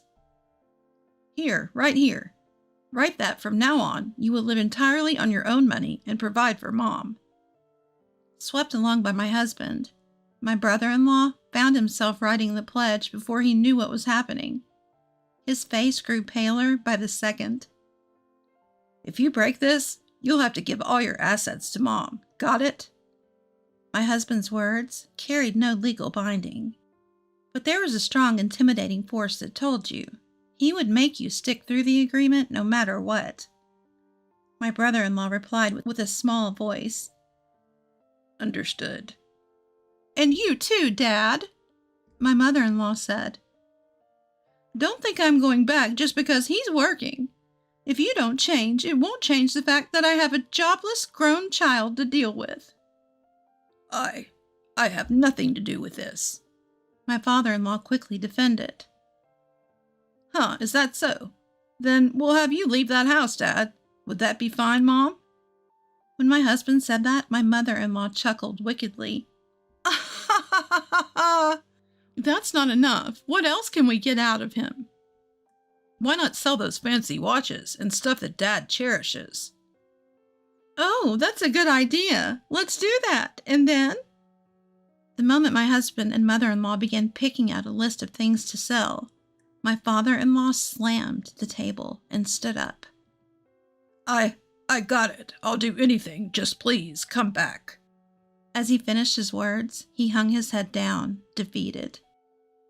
Anything you say. What exactly will you do? At my mother-in-law's words, my father-in-law let out a squeal. He was clearly terrified by the atmosphere and afraid of her. I'll help with the household chores and clean. That's the absolute minimum, Dad. You're living in that house too. It's odd to think of helping out as doing someone else a favor. You're just taking care after yourself. Understand that and stop being cocky. My husband said, clearly exasperated. All the housework. Okay. Yes, my father-in-law answered weakly. Well, he is unemployed. Even with all the housework, it's not nearly enough. My husband added, with his eyes turning red. My father-in-law responded, I'll do anything I can. I believe he felt both shame and frustration, feelings likely stemming from being told off by his own son. And so the drama ended with my mother-in-law agreeing to return home on the condition that all her demands were met. Fast forward 10 years. My brother-in-law faced many job rejections, but he managed to land a part-time job at a diner, which he used to talk about when he was a kid. He was surrounded by younger colleagues and went through some rough patches, being worn out by the workload. However, realizing that no other workplaces would hire him due to his long history of unemployment, he continued to work with newfound determination. His hard work paid off, and he was hired as a full-time employee 5 years later. Last year, he even got promoted to the position of store manager. A late bloomer, I guess. My mother-in-law, realizing that she couldn't handle the physically demanding job of an insurance saleswoman anymore, has now become a full-time housewife. As per the agreement from that time, my father-in-law does all the housework. He's found joy in it. Recently, he's so engrossed in cooking that he's been serving French cuisine at home. It's delicious, and we often enjoy his culinary treats. There have been changes in our lives, too. My husband has been promoted to the editor-in-chief. I knew he would make it. His dream of running a successful children's magazine led to an extraordinary fast-track promotion. Now, I'm the wife of an editor-in-chief. But I'm still just an editor. This is because my focus shifted to our kids due to consecutive maternity leaves. I'm now a mom to 3 boys and 1 girl. Every day is a whirlwind. But I found that prioritizing my kids over work brings more joy. Thanks to my mother-in-law and father-in-law occasionally taking care of the kids, it hasn't been too overwhelming despite having a large family. This isn't because we ask them to. They simply help out when they can. In a family, whoever can does what they can, regardless of gender roles. No one has to sacrifice themselves for everybody. I believe that's the most effortless and natural way to achieve happiness in a family. Each person is not just mom or dad, but an individual of their own. I plan to continue cherishing my family with all my might.